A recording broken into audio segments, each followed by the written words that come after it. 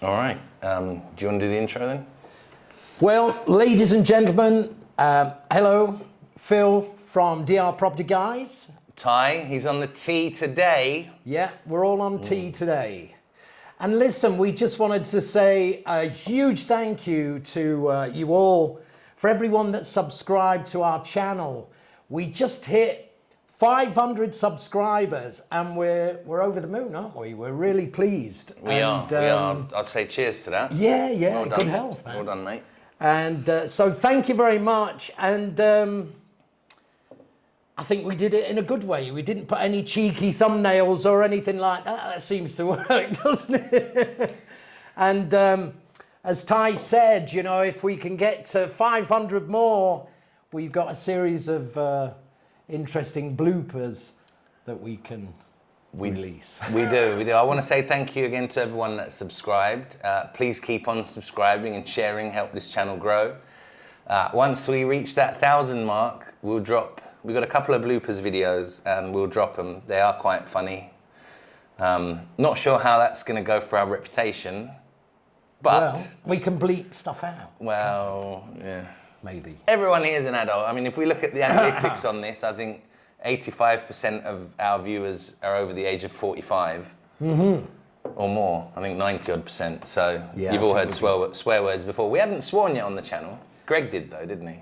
Greg did. Maybe a couple here and there. But we keep it clean.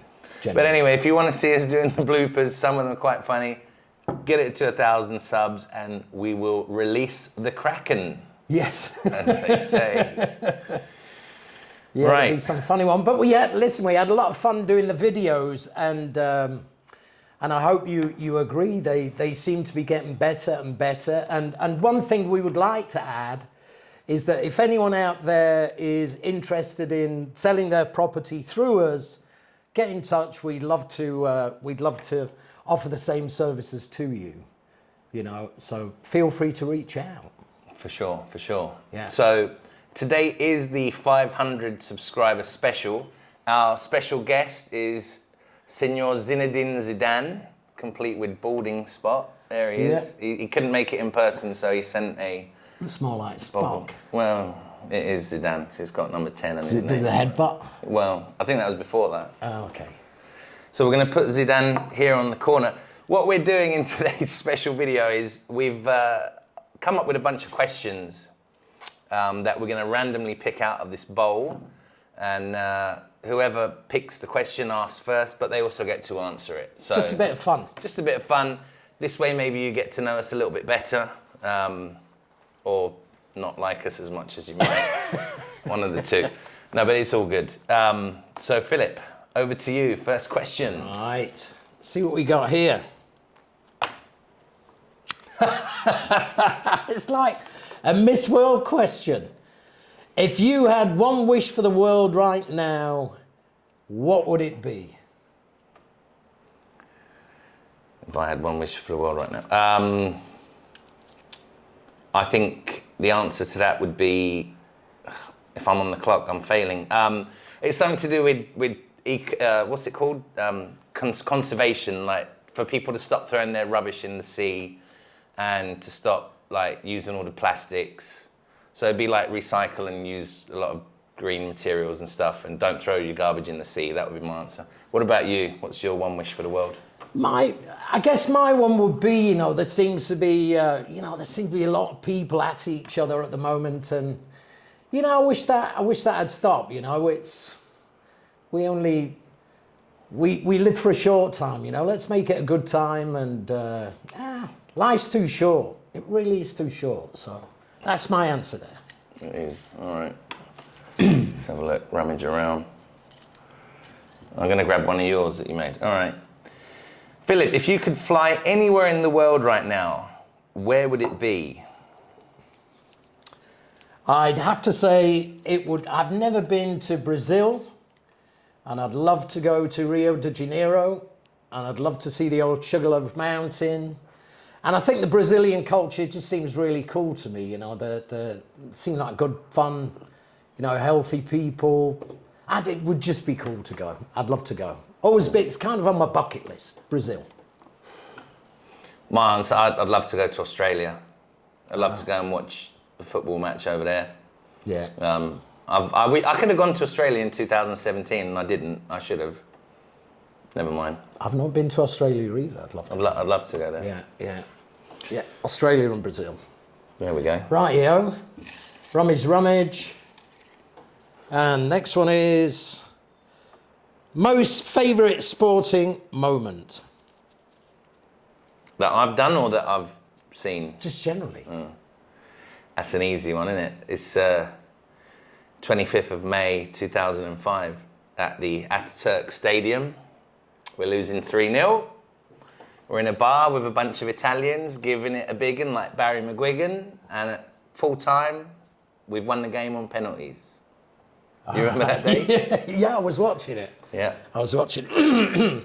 Well, to counter that, mine's got to be obviously Man United, Bayern Munich, 2 goals in the last couple of minutes at the end, and a famous victory. I was in Barbados at the time watching that. It was quite an occasion. I was at my house in England in the bedroom, and I'm on the phone to my mate Niall Ford, if you're watching, and I'm so happy that United's losing. And then who was it score first? Sheringham, wasn't it? Yeah. And then that Norwegian geezer scored. Yeah. And heartbreak for me. It was. Well, it wasn't. It was. It was. Yeah, sport's cruel sometimes. Funny how Really your favourite moment is one of my most hated moments. Yeah. Anyway, I don't hate him that bad. Well, all right. You kind of do. Next one. This is a good one. What's your favourite quote? Right. My favourite quote is something that I've always tried to live by. And I think, I'm not sure who said it, might be Walt Disney, who said, enjoy what you do and you'll never have to work another day in your life. And I think that's very true. You know, if you find the things that you want to do in life, if you find the place that you want to be, and if you enjoy every day, then hopefully everything comes along with it, you know. But it's something I've always tried to live by. And I think that's quite interesting because, I mean, we're enjoying what we're doing. We have a good laugh, don't we? Yeah, we do. We're coming up to a year. What is it, 10 months now? 10 months in the game? Close. And we're enjoying what we're doing. I mean, not that it isn't work. We put in a lot of hours and it's hard to do, you know, some of these filming things and stuff. It's fun but though, man. We enjoy what we're doing. And So it's new. Cheers to that. Man. New stuff, which is always good. Yeah. Techie stuff. Well, my favourite quote would be, and I haven't got it word for word, but it's from the Lord of the Rings book, and it's when the sun... Who wrote that? The big guy, innit? I don't know his name. Anyway. Tolkien. No, that's not... Oh no, it's Game of Thrones. Sorry, not Lord of the Rings. Sorry, Game of Thrones. Sorry, what am I thinking? The Game of Thrones book. Of course, Lord of the Rings with J.R. Tolkien. But it's from the Game of Thrones book, and it's when... And it's not word for word, but it's when the son approaches the father, and he says something like, is it okay to be afraid in the face of brave when you're trying to be brave? And the father responds, son, the only time you can truly be brave is when you're actually afraid. So. Very true. Yeah. Very true, man. Good quote. Yeah, I like that. Is it me? Your turn. Blah-de-blah. Let's have a little shuffle. What's this one? Is there anything you wouldn't eat? I think that's more a question for you, isn't it? Because I got loads of things that well, not loads, but...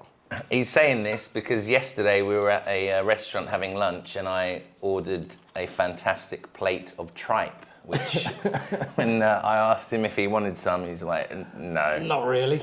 So I pretty much eat... Take some home for the dogs. No, it was nice. Yeah. Stewed tripe. Is it Well, what's it called here? Mondongo. Mondongo. Something I wouldn't eat. I don't know, roadkill, perhaps. Eyes? Sheep's eyes? Something Well, like I've eaten all them things. Have you? I wouldn't eat roadkill, probably. I don't Insects? know. Yeah. I mean, yeah. I wouldn't eat a cockroach, though. That's just nasty.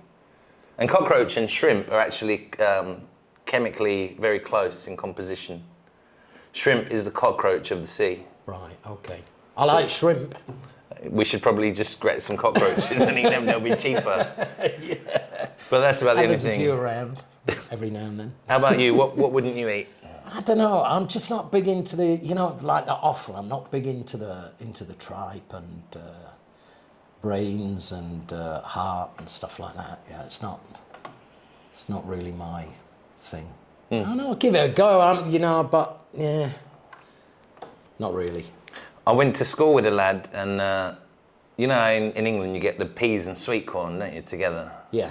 And he wouldn't eat it when it was mixed up. Oh, really? He'd eat the peas when they were on their own, and the sweet corn when it was on its own. But if you give it to him mixed, he wouldn't eat it. All right. You know who you are if you're watching. I'm not going to call you out. You probably actually won't remember because you're about 6 or 7 years old. Have you changed? Richard. That's funny. Right, let's have a look. Richard. Right. Oof, this is a good one. Philip, when was the last time you failed spectacularly at something? Right, the last time I play guitar and I like to sing. And I remember going to a gig, actually it was in Cabarete, about 1.5 years ago. And I was just starting to get back into, or I thought I was starting to get back into playing the guitar and singing. And it was a full bar, and I was on first, and I got up there, and it was a disaster. It was bad. It was really bad. But then, I've realized that playing music, and probably the same in life, you learn a lot by your failures. And the good thing is you've got to dust yourself down and you've got to go again and take that forward with you. But yeah, dying on stage, it's happened a few times, and it's not pleasant. No. It's not. It's something you should go through, right? That sort of... I think everyone has to, I think everyone's got to at some point. And you just got to keep going. Ty? I think maybe not the last time I failed spectacularly, but one of the biggest failures in my life. About 10 years ago or so, I was in contact with somebody that was interested in buying a villa in a subdivision. And he says to me, he was looking at a new build, and he says to me, are the prices sort of negotiable of the new builds? Anyway, I've been on back and forth with this guy, lots of emails, lots of phone calls and whatnot. Anyway, he asked me that question, are the prices negotiable? And I said to him, well, look, the developer, he's a nice guy. We'll sit down, have a beer with him, and perhaps he can knock a few dollars off. Well, the guy gets back to me and says, I'm a, teetotaler, I don't drink, and I believe my real estate interest will be better going forward with somebody that doesn't drink as well. And the guy ended up buying a villa for like 250 grand. On beer, because you had a beer. Because I said, well, we can sit down and have a beer with the developer and see if we can negotiate a price. The guy just flipped. He was like, no, I don't do alcohol.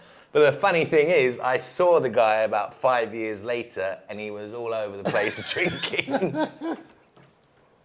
So he's like, maybe his life changed, but... Well, he settled into the lifestyle. He certainly did. All right. What else we got? Next one. All right. The best piece of advice ever received. Cool.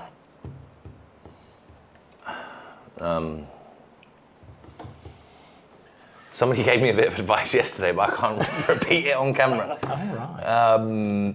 Best advice ever received.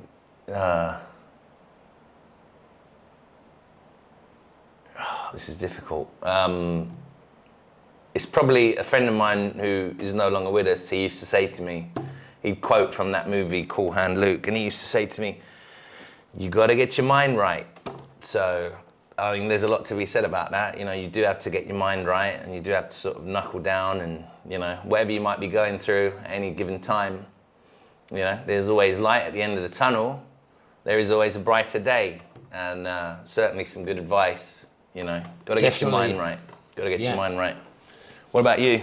I'd have to say something that really struck a chord with me. Actually, it was a few weeks ago from a dear friend of ours, Kurt, and he said, it doesn't matter how tough life gets or whatever challenges life put before you.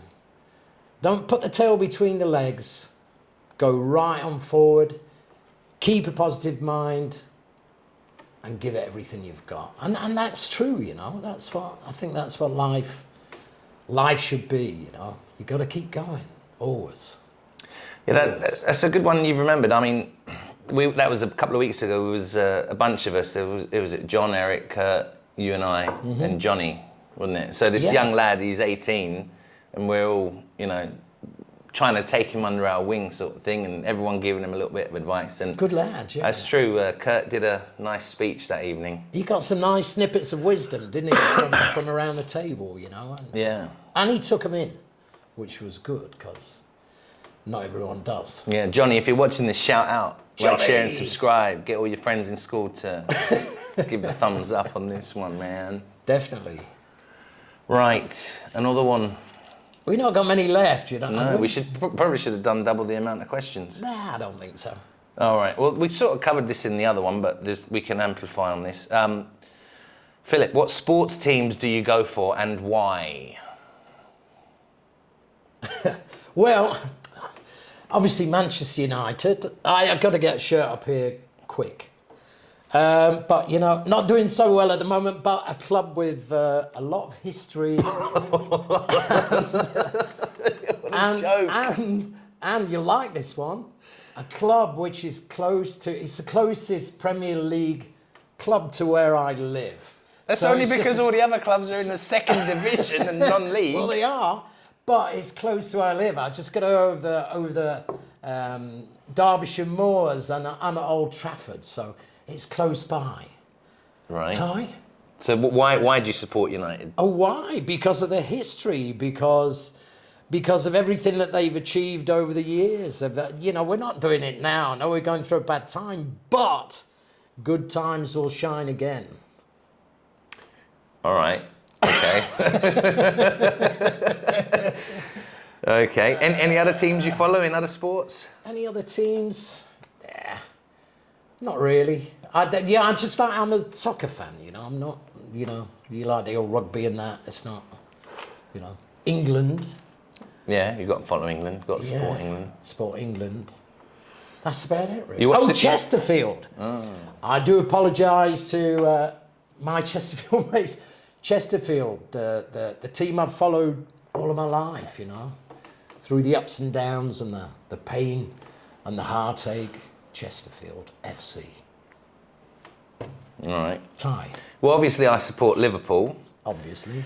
And the reason I actually started supporting them was back when I was about 7 years of age. Well, actually, I would have been 8 by that time. We got to the FA Cup final. But I remember being in the sports shop, and they were you know, those bum bags you used to use when you was a kid. Were they kind of on offer? Well, there was the Man United one, and there was a Liverpool one. And I've just looked at that United crest, and I've said, that's just a joke, isn't it? I mean, you've got to be something wrong with you to pick the United one. So I picked up the Liverpool one, and ever since then, probably it was cheaper. No, it wasn't cheaper. Well, look, I wasn't paying anyway. I was 8 years old. My mum paid for it. Shout out, Mum. How you doing? Love you. Should have sorted him out, Mum. Yeah. At the point of purchase. She's probably not watching this, but anyway. Oh, she probably well, I don't know. She's probably got better things to do, like watch Coronation Street. But yeah, Liverpool, big Liverpool fan. I also support I like watching the Australian rugby, and I like Queensland. Their attitude is never give up. You know, it's a good sporting team. Not a lot of people watch the old NRL, but it is the fastest and one of the hardest sports you're ever going to see, and it's really good to watch. Tough lads, eh? Tough lads. They go at it for 80 minutes. No timeouts, no substitutions. It's just no helmets. No helmets. You know, these lads are skilled. They're tough, and the Queensland side. I mean, great Queensland side they've had over the last 10, 12, 15 years.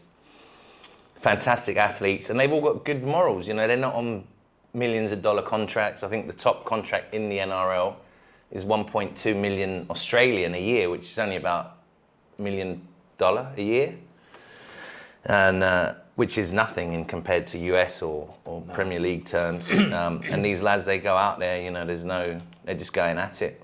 proper athletes. So anything in the NRL, love it. Go Queensland.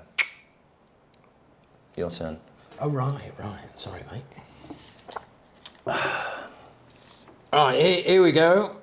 Choice: shark diving, bungee jumping, skydiving. Which of those would you go for? I don't like heights, so I mean, It's obvious. and I am a bit of a diver, so I'd like to do some shark diving. That would be fun. Yeah. How about you? Well, I've done the bungee. I've done skydiving. I did shark diving with nurse sharks. Doesn't really count, does it? Still sharks. They still bite your face off if they wanted to. Well, but you know, it would have to be. Well, the only thing I haven't properly done would be shark diving, you know, so. So what did you like out of the bungee and skydiving? Didn't like the bungee jumping at all because I've got this motion sickness thing. So you dive off the platform and you think it's